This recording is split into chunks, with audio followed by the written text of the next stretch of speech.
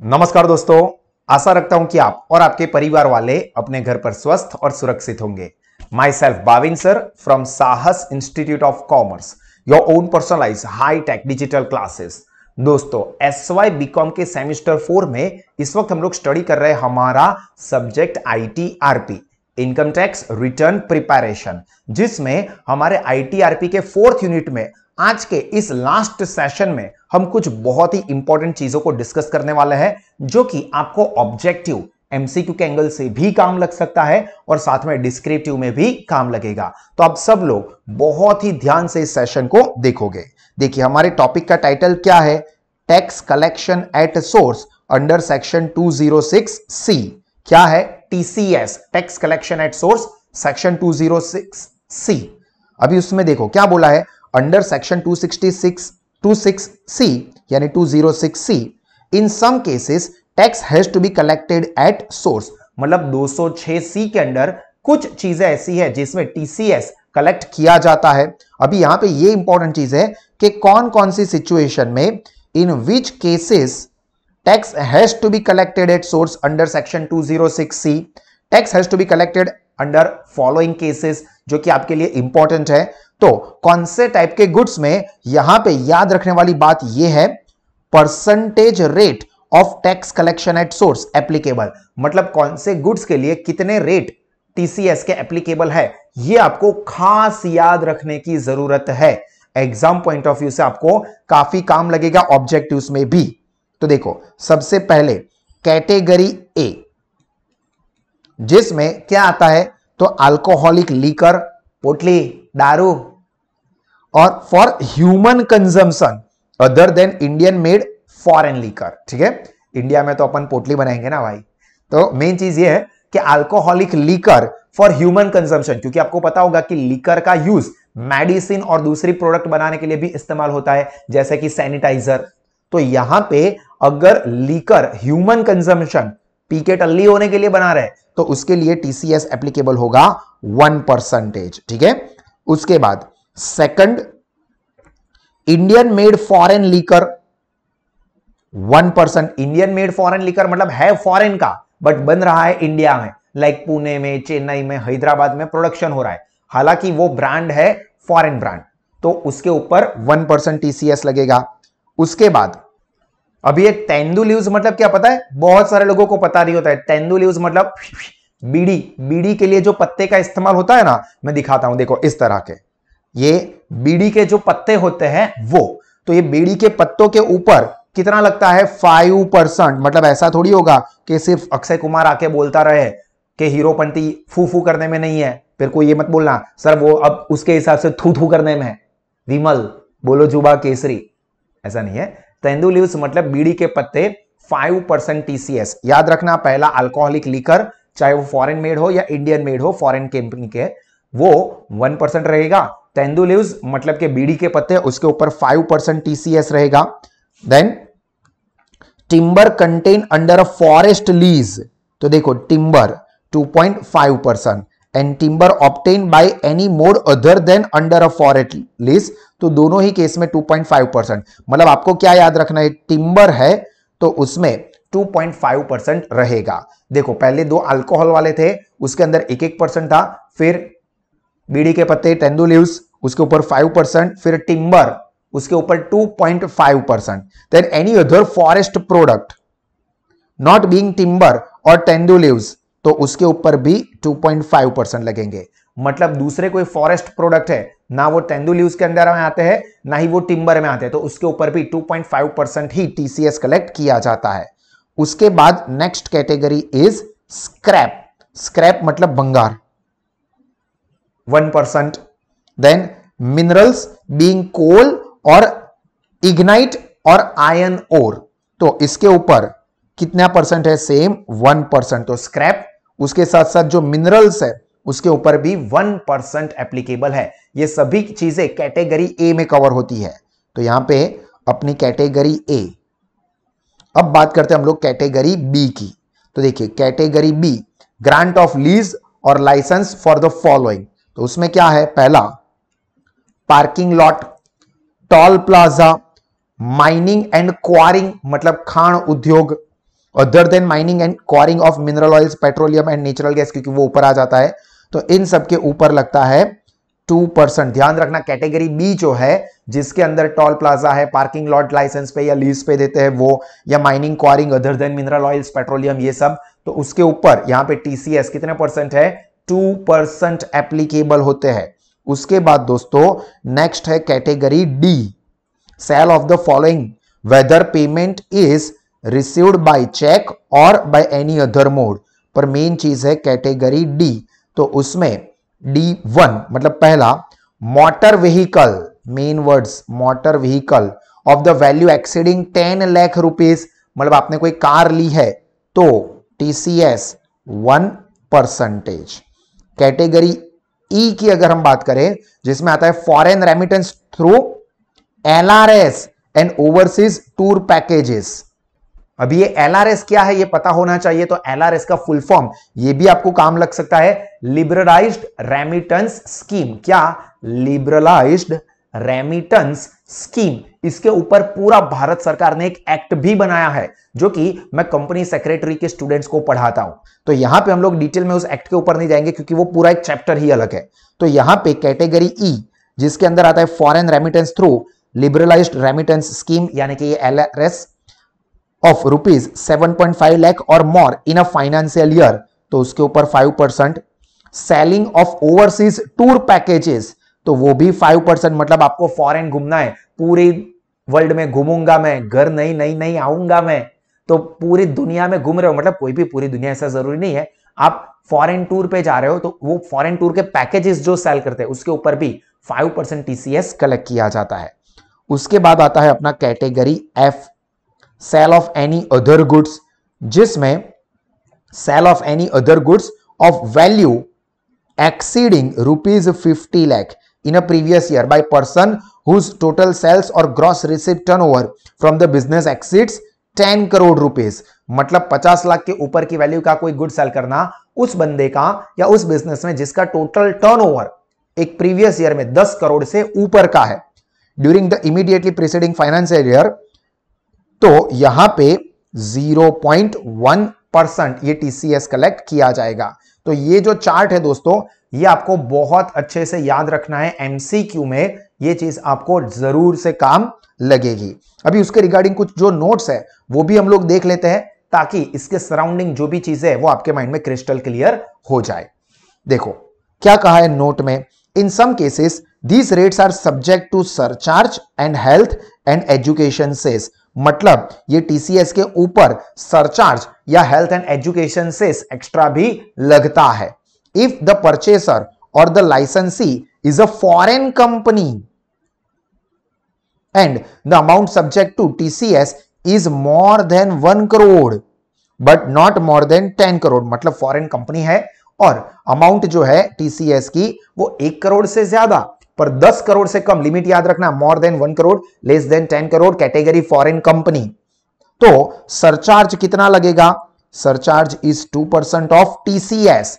MCQ के लिए काम की चीज है कि टैक्स कलेक्शन एट सोर्स किसके लिए है? अगर फॉरेन कंपनी के लिए है जिसमें टीसीएस की अमाउंट मोर than 1 crore, less than 10 crore, तो सरचार्ज यहां पे लगेगा 2% of TCS and it is a 5% of TCS if the amount is more than 10 crore. 1 crore से 10 करोड़ की लिमिट, तो TCS 2%, पर अगर 10 करोड़ से भी ज्यादा का TCS, तो यहां पे जो परसेंटेज है वो 5% एप्लीकेबल हो जाएंगे। इसके बाद इफ द परचेसर और licensee is non resident firm और cooperative society, then surcharge at 12%, tick करते हैं, परचेसर और licensee non resident, surcharge at 12% applicable only if the amount subject to TCS is more than 1 crore, मतलब 1 करोड़ से ज्यादा की TCS की अमाउंट हो रही है, तो नॉन रेसिडेंट अगर परचेसर और लाइसेंसी है तो टीसीएस की अमाउंट, जो टीसीएस पे जो सरचार्ज लगेगा उसके परसेंटेज हो जाएंगे 12%, 12%, ये याद रखना है, 12% सरचार्ज एप्लीकेबल होगा on TCS amount if the purchaser और लाइसेंसी कौन होगा? नॉन रेसिडेंट फर्म और कोऑपरेटिव सोसाइटी। ये सारी चीजें आपको एमसीक्यू के एंगल से बहुत काम की है। इसके बाद अलग चीज, इफ परचेसर और लाइसेंसी इज, कौन आएगा? Non resident individual, HUF, AOP यानी कि एसोसिएशन ऑफ पर्सन, बीओआई यानी कि body of individuals. Surcharge is 10% of TCS. याद रखना परचेसर और लाइसेंसी कौन है? इंडिविजुअल, एचयूएफ, एओपी और बीओआई। तो सरचार्ज 10% ऑफ टीसीएस एप्लीकेबल हो जाएगा।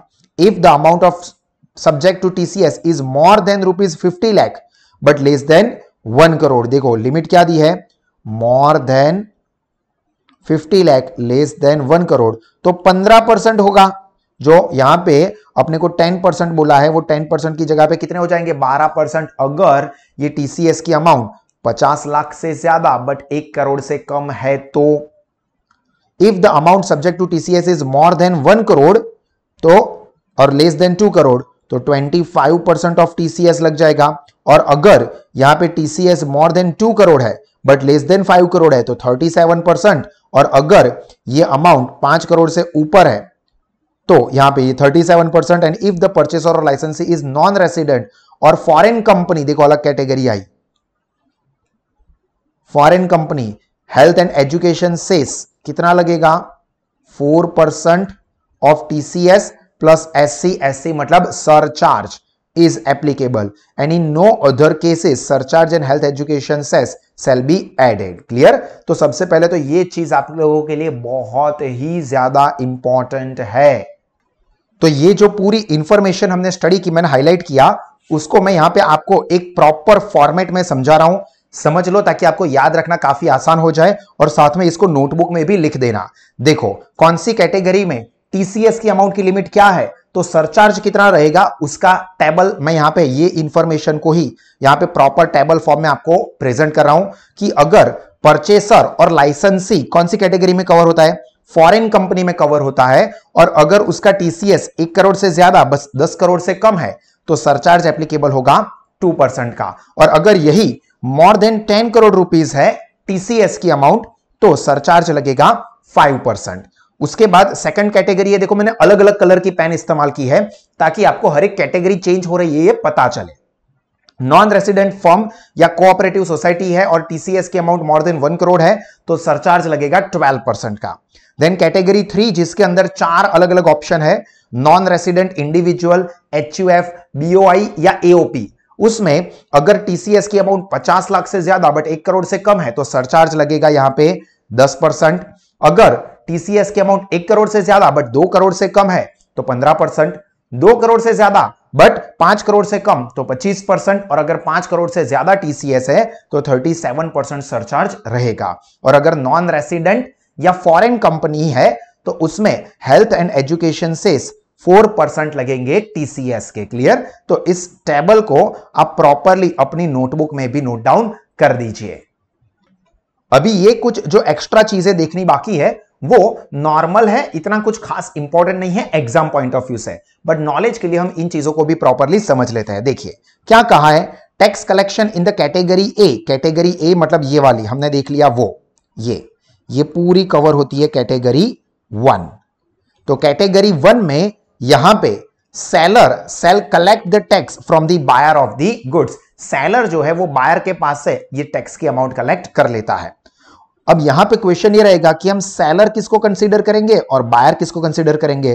तो who is seller in category A? तो for this purpose seller means central government और अ स्टेट गवर्नमेंट और अ लोकल अथॉरिटी और कॉर्पोरेशन और अथॉरिटी एस्टैब्लिश्ड बाय और अंडर अ सेंट्रल, स्टेट और प्रोविंशियल एक्ट और एनी कंपनी और firm और कोऑपरेटिव सोसाइटी। देखो सेलर का मतलब कोई भी गवर्नमेंट बॉडी या तो फिर कोऑपरेटिव सोसाइटी कवर या कंपनी या फर्म यहां पे कंसीडर की जाएगी। Seller also includes an individual और HUF whose total sales turnover और gross receipt from the business और profession carried out by him exceeds 1 crore rupees in case of business and 50 lakh rupees in case of profession. तो ये limit भी आपको important याद रखनी है। अगर बिजनेस है तो 1 करोड़ से ज्यादा उसका टर्नओवर है किसका?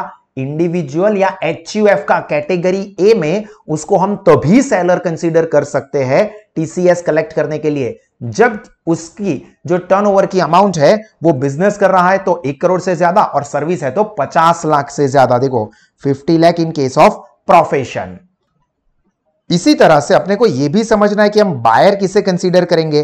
तो who is the buyer in category A? तो यहां पे बायर कौन होगा? Means a person who obtains in any sales by the way of auction, tender और any other mode goods of the nature specified under the category A of the right to receive the goods. It however does not include the following. ये याद रखना है, does not include following. कौन कौन consider नहीं होंगे? Obvious है कि सेलर जो भी गुड्स सेल कर रहा है कैटेगरी ए में वो भी रिसीव करेगा उसको हम लोग बायर कहेंगे। बट इसमें कौन नहीं आएगा?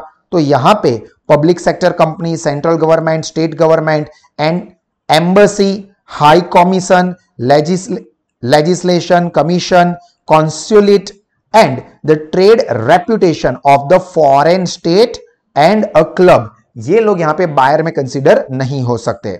Buyer in the retail sale of such goods purchased by him for the personal consumption. Purchase for personal consumption from the retailer. A buyer in the retail sell category A goods purchased by him for personal consumption shall be excluded. ये याद रखना है, personal consumption के लिए लिया है तो वो बायर कैटेगरी में नहीं आएगा। रिटेलर ने यहां पे उसने खुद के कंजम्पशन के लिए लिया है तो वो बायर कैटेगरी में, मतलब टीसीएस के लिए, ठीक है, टीसीएस के लिए वो बायर कैटेगरी में कंसीडर नहीं होगा। This means that if the retailer sells the category A goods to the customer for the personal consumption only and not for any other purpose, then the purchasing customer will not be treated as buyer and the TCS is not required. देखा क्या कहा? Retailer अगर किसी ऐसे person को cell कर रहा है कैटेगरी ए गुड्स जो कि वो अपने सेल्फ कंजम्पशन के लिए इस्तेमाल कर रहा है तो वो बायर कैटेगरी में नहीं कंसीडर होगा। तो ऑब्वियस सी बात है कि उसके टीसीएस भी एप्लीकेबल नहीं होगा। ठीक है, अगर वो पर्सन कोई और प्रोसेस के लिए ले रहा है तो ऑब्वियस है कि वो बायर कैटेगरी में कंसीडर होगा और उसको टीसीएस भी एप्लीकेबल हो जाएगा। हालांकि ये सारी चीजें इतनी इंपॉर्टेंट नहीं है, लास्ट में जो इंपॉर्टेंट था वो टेबल जो हमने किया वही इंपॉर्टेंट है। एंड लास्ट स्क्रैप जो हमने बोला, तो ये स्क्रैप क्या है?